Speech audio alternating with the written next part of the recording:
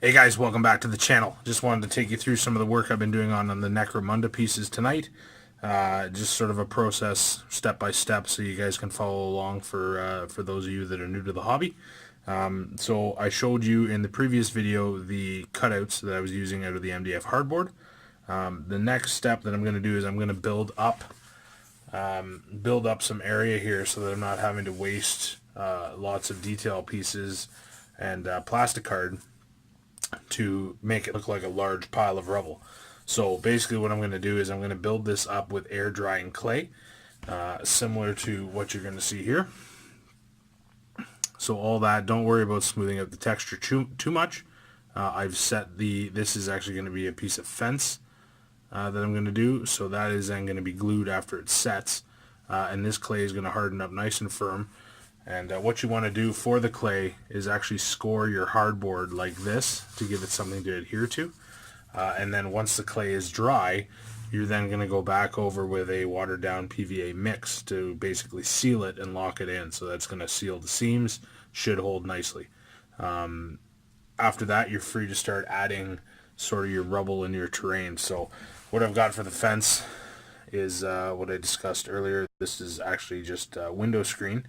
You can pick this up at any local hardware store relatively cheap, but it makes an absolutely terrific section of fence. So I've also done up a few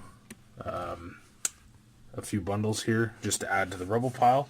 And then on top of that, what I'm also doing is I'm going to be cutting up some sprue, just some old sprue that I have laying around, extra pieces here that need to be stripped. So I'll be cutting up some sprue as well as using some of these leftover pieces from Flames of War. So this is tank skirting, the metal sprue that comes with the tanks, anything that you can bend, make it malleable, and sort of, get the shape and desired texture that you want for that base, as well as obviously adding some of the smaller detail pieces that I picked up. So the next step is going to be to get all these set with some air drying clay. Once those have been set with the clay, and again, you can pick this up at the dollar store. That's all I use. This is dollar store clay. Works great. Once you open it, make sure you throw it into a Ziploc bag, and then you're just going to knead it out with your fingers into your desired shape or mound. For this particular one, I've just set 2 pieces of cut sprue. They were just eyeballed, nothing fancy here. It's Necromunda. It's supposed to be a dirty industrial hive city, so no exact measurements here. I've offset the posts so that they're on an angle, and then I'm going to take this piece here, and it's going to be glued accordingly with it trimmed up. It's going to look a little neater than that, and I'm probably going to gouge a few holes in it, but it's going to provide a neat little fence area.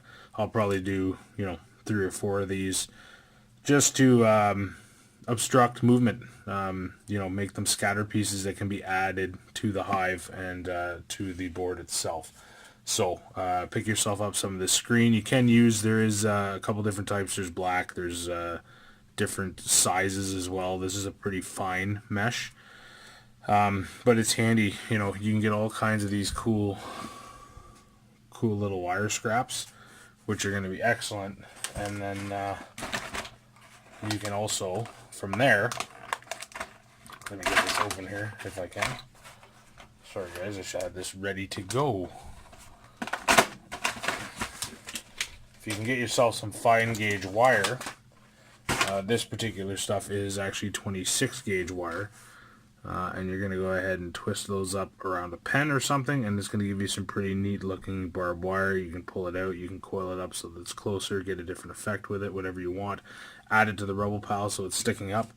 That's what I'm going to do with those pieces, just add it to this larger, essentially barricade rubble pile, just to break up line of sight and to give some cover. So I'm going to take you through, I'm going to get the clay set on all of these that I have cut. So I've got 4 right now on the bench, so I'm going to go ahead, do the same scoring technique.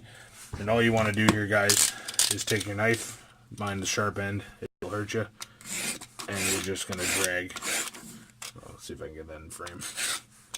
You're just going to drag accordingly, And all this is doing is giving something for not only the clay, but also the glue you're going to put on to adhere. So because the hardboard is sort of a sealed surface, you want to make sure that it's got something to adhere to. So give it a nice score, then you can knead your clay right into that. It's going to get a better adherence, and then when you seal it with the glue, plus whatever flocking, I mean, obviously with these, I'm going to definitely go ahead and put probably some sand. You know, I'll do a PVA mix with some sand to finish it, and then let that seal and set, and that shouldn't go anywhere. It's going to be very robust. The beauty with the hardboard and using it is that it's not going to warp. So I'm going to go ahead and get these 4 done.